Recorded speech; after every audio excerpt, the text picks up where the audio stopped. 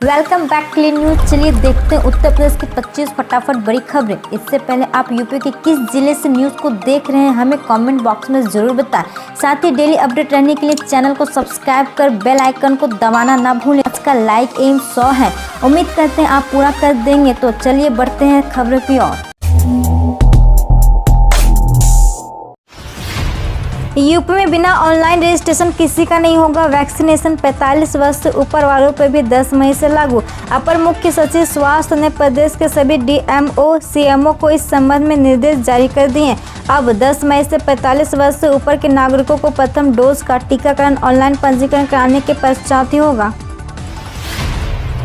UP में अचानक बदला मौसम। सीतापुर में 2 सगे भाइयों समेत 3 की मौत से मचा कोहराम।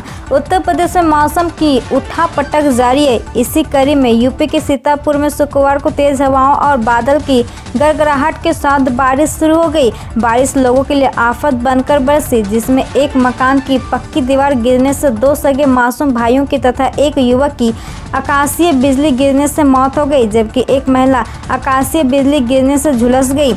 मौसम विभाग के अनुसार अगले 4-5 दिन गर्मी से राहत रहेगी।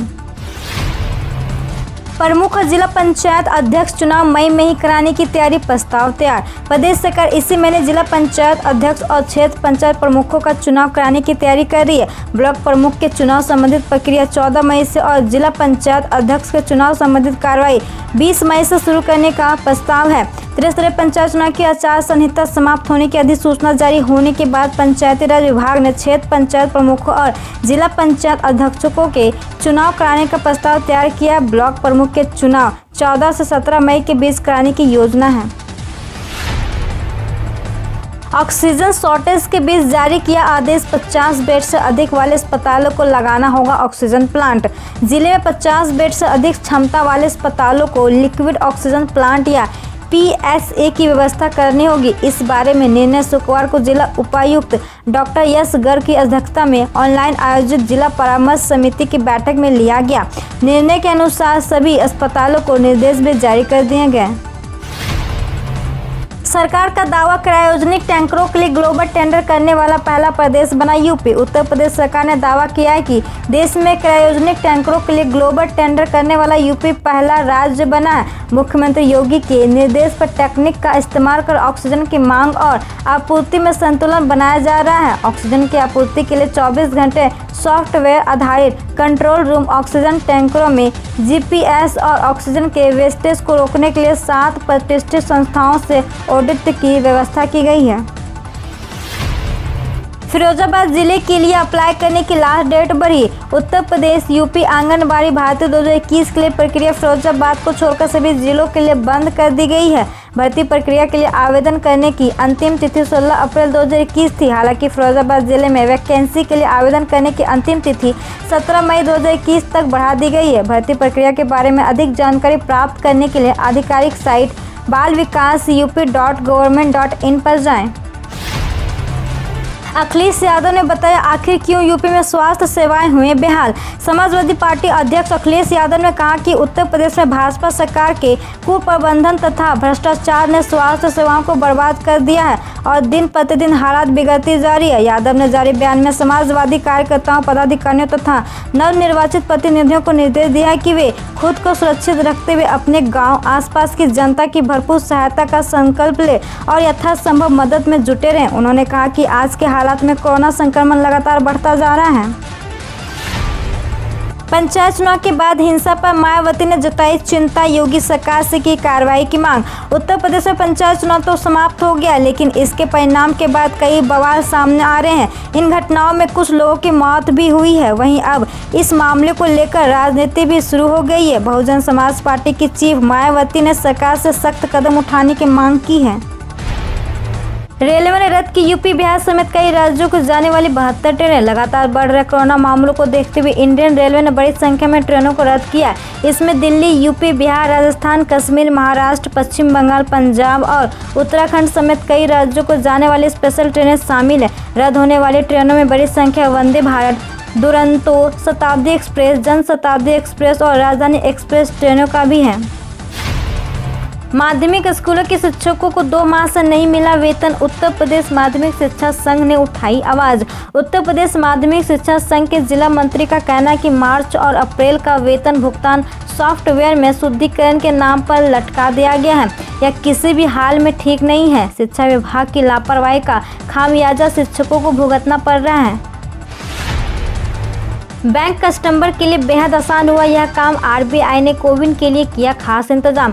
कोविड-19 में केवाईसी कराना और आसान हो गया है। बैंक कस्टमर अब आसानी से घर बैठे केवाईसी करा सकते हैं, क्योंकि आरबीआई ने बैंकों से वीडियो केवाईसी कराने को video based customer identification process शुरू करने को कहा था।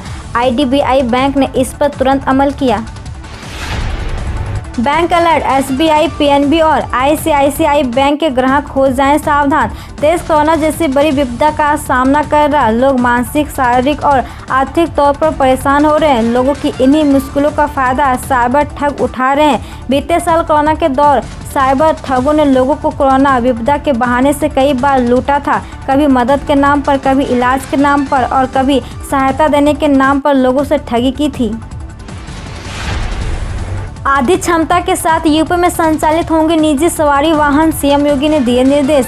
उत्तर प्रदेश के मुख्यमंत्री योगी आदित्यनाथ ने शुक्रवार को कोविड-19 प्रबंधन हेतु गठित टीम 09 के साथ हुई बैठक के दौरान कई महत्वपूर्ण निर्णय लेते हुए आला अफसरों को दिशा निर्देश जारी किए। मुख्यमंत्री ने निजी सवारी वाहनों को आधी क्षमता के साथ संचालित करने का निर्देश देने के साथ निजी और सरकारी कार्यालयों में काम कर रहे दिव्यांग कर्मचारी और गर्भवती महिला कर्मचारियों के कार्यालय आने की अनिवार्यता को खत्म करते हुए वर्क फ्रॉम होम की सुविधा देने का निर्देश दिया है। योगी सरकार का बड़ा फैसला, 8 मई से मेडिकल कॉलेजों में लागू होगी ईओपीडी की व्यवस्था। मुख्यमंत्री योगी आदित्यनाथ ने उत्तर प्रदेश में कोविड-19 प्रबंधन के लिए गठित टीम 9 को अहम दिशा निर्देश दिए हैं। सीएम ने कहा कि 8 मई 2021 से प्रदेश के मेडिकल कॉलेजों में ईओपीडी की व्यवस्था लागू करने के निर्देश दिए हैं। सीएम ने कहा कि प्रत्येक जिले में integrated command and control centre में विभिन्न कार्यों तथा टेलीकंसल्टेशन, होम आइसोलेशन बेड की उपलब्धता आदि सुनिश्चित करने के लिए अलग अलग प्रभारी नियुक्त किए जाएं। सुकन्या समृद्धि योजना में खुलवाया है बेटी का खाता, तो अब सभी को मिलेगा बड़ा फायदा। केंद्र सरकार की ओर से बेटियों के लिए चलाई जाने वाली सुकन्या समृद्धि योजना काफ़ी लोकप्रिय है। आजकल अगर आपको अपनी बेटी की शादी और पढ़ाई के लिए टेंशन फ्री होना है तो आप इस सरकारी योजना में खाता खुलवा सकते हैं। एसएसवाई के तहत खाता खोलने की सामान्य आयु सीमा बच्चे के जन्म की तारीख से 10 साल तक की होती है। इस पर सरकार की ओर से ब्याज भी दिया जाता है। बता दें, अब आप इस खाते में ऑनलाइन भी पैसे ट्रांसफ़र कर सकते हैं। एआईसीटीई का ऐलान, इस दिन से शुरू हो जाएंगे सभी तकनीकी संस्थान जारी किए शैक्षणिक कैलेंडर। एआईसीटीई ने हाल ही में दिशा निर्देश जारी किए हैं। इसके मुताबिक सभी शिक्षक संस्थानों को अपनी वेबसाइट पर शुल्क भुगतान के संबंध में जानकारी प्रदर्शित करनी होगी और सभी विद्यार्थियों को भी ईमेल के माध्यम से इसकी जानकारी देनी होगी। केंद्र सरकार को सुप्रीम कोर्ट से लगा झटका, याचिका खारिज कर बोला ऑक्सीजन सप्लाई पर हाईकोर्ट का आदेश सही। ऑक्सीजन सप्लाई के मुद्दे पर कर्नाटक हाईकोर्ट के आदेश के खिलाफ जाने वाले केंद्र सरकार को सुप्रीम कोर्ट से बड़ा झटका लगा। सुप्रीम कोर्ट ने केंद्र सरकार की उस याचिका को खारिज कर दिया जिसमें उसने कर्नाटक हाईकोर्ट के 1200 एमटी ऑक्सीजन देने के आदेश के खिलाफ सुप्रीम कोर्ट का दरवाजा खटखटाया था।